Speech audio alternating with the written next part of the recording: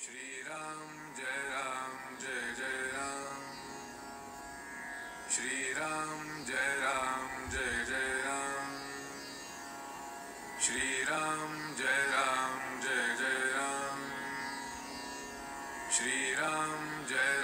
जय जय राम।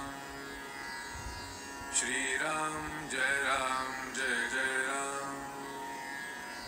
श्रीराम जय जय राम। श्रीराम जय जय राम।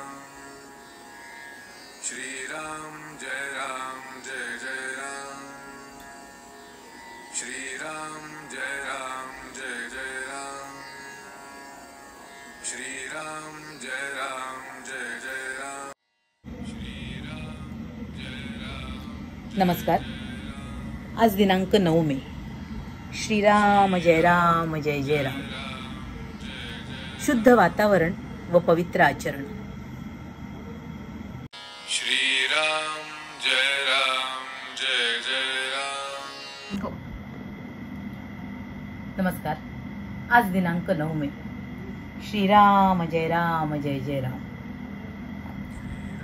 शुद्ध वातावरण व पवित्र आचरण। आपल्या घरातले वातावरण शुद्ध, शांत आणि पवित्र असावे। आपल्याकडे येणाऱ्या माणसाला परत जाऊच नये असे वाटावे। अगदी भगवंताच्या इच्छेने प्रपंच चालला आहे असे समजून त्या प्रपंचात विद्या, वैभव, घरदार इत्यादी सर्व काही यश संपादन करा। अगदी एखाद्या राजयोग्याप्रमाणे प्रपंचात ऐश आरामात राहून गाद्या गिरद्यांवर लोळा। पण हे करीत असताना तुमचे अंतःकरण मात्र भगवंताच्या प्रेमाने ओठंबलेले राहू द्या। कोणाशी वाद घालीत बसू नका। जगाचा मान फार घातक आहे। त्याची चटक लागली की मनुष्य त्याच्या मागे लागतो। नंतर मान मिळविण्याची कृती थांबते आणि मानही नाहीसा होतो। जगातले अजिंक्य पुरुष सुद्धा कुठेतरी विषयात गुंतलेले असतात। तिथे त्यांचा घात होतो। जगाला ते भारी असतील, पण त्या विषयापुढे त्यांचे काहीच चालत नाही। प्रेमात गुंतू नका, तसे द्वेष मत्सरातही गुंतू नका। दोन्ही सारखेच घातक आहेत। आपला प्रिय नातेवाईक मेला आणि आपण ज्याच्यावर दावा लावला आहे तो भाऊबंद मेला। दोघेही मेल्याचे सुतक सारखेच। त्याचप्रमाणे मनुष्य प्रेमाने गुंतला काय आणि द्वेषाने गुंतला काय, नुकसान सारखेच आहे। भगवंताचा विसर हा कोणत्याही कारणाने झाला तरी बरा नाही। मग प्रपंचात सुखसोयी असल्याने तो हो, किंवा प्रपंचात दुःख झाल्यामुळे हो। ढोंग, बुवाबाजी इत्यादीच्या भानगडीत तुम्ही पडू नका। अगदी काहीही न केले तरी चालेल, पण ढोंग मात्र मुळीच करू नका। आणि सर्वांनी माझ्यावर कृपा करा।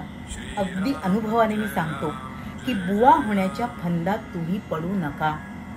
आपले कर्तव्य भगवंताच्या स्मरणात करून त्याचे अनुसंधान अखंड टिकू द्या। आमची अशी वृत्ती बनण्यासाठी संतांच्या संगतीची आपल्याला जरुरी आहे। आपण सर्वजण सत्संगतीमध्ये आहोत असे म्हणतो, मग आमची वृत्ती का न सुधारावी? तर संतांना ज्याची आवड आहे ते आम्ही धरले नाही, म्हणून आमची वृत्ती सुधारत नाही। श्रीकृष्णाने उद्धवाला ज्ञान देऊन त्याला गोपिकांकडे पाठवले। भगवंताच्या नामामध्ये त्या रंगून गेल्या होत्या। गोपींचे नामावरचे प्रेम पाहून उद्धवाला आश्चर्य वाटले। नामामध्ये त्यांना भगवंत दिसत असे। ते पाहून उद्धवाने देवाला सांगितले, देवा, तू मला ज्ञान दिलेस खरे, पण तुझ्या भक्तीचे प्रेम त्याहून श्रेष्ठ आहे, ते तू मला दे। खरोखर त्या नामाचे महात्म्य देवाच्या वर्णनापेक्षाही कठीण आहे। तुम्ही सर्वजण इथे आला आहात। इथून रामाजवळून काही मागून न्यायचेच असेल तर त्या नामाचे प्रेम तुम्ही सर्वांनी मागा। सर्वांनी नामस्मरण करा आणि आनंदात राहा। राम कृपा करील हा भरवसा बाळगा। आपल्या जीवनात सहजता हवी। सहजतेमध्ये समाधान आहे। श्रीराम जय जय राम। श्रीराम जय जय राम। महाराज इथे अतिशय सुंदर सल्ला देतात ना आपल्या सर्वांना। ते म्हणतात की कशातही अडकू नका। म्हणजे प्रेमात अडकलात काय आणि द्वेषात अडकलात काय, सगळं सारखंच आहे। आणि आपण या सगळ्या विकारांमध्येच खरं तर अडकत असतो आणि त्यामुळे आपण आपल्या आयुष्यात स्वतःच खरं तर व्यत्यय आणत असतो, नाही का? आपल्या स्वतःच्या सुखात, आपल्या समाधानात, आनंदात आपणच बाधा आणत असतो. पण म्हणूनच महाराज सांगतात की जे संतांनी साधलंय ते खरं तर आपण साधायला हवं, अर्थात नाम.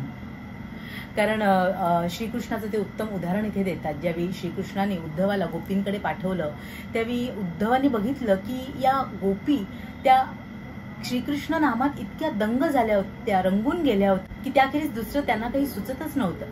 आणि त्यामुळे उद्धवानी श्रीकृष्णाला सांगितलं की या गोपींना जसं तू तुझ्या नामाचं व्यसन लावलंयस, या नामाचं वेड लावलंयस, तेच नाम, त्याच नामाचं व्यसन तू मलाही, नामाची कृपा मलाही लाभू दे आणि ज्यायोगे मलाही आयुष्यात मुक्ती साधेल, आनंद लाभेल, समाधान लाभेल. तर आपणही गुरुचरणी हीच प्रार्थना करूया की या नामाचं व्यसन आपल्या साऱ्यांनाच लाभो आणि आपल्या आयुष्यात आपण त्या परमेश्वर प्राप्तीचा मार्ग सहजतेने साधू शकू. तुम्हा सर्वांसाठी खूप सारी गुरु ब्लेसिंग्स. श्रीराम जय राम जय जय राम. श्री स्वामी समर्थ. जय गुरुदेव.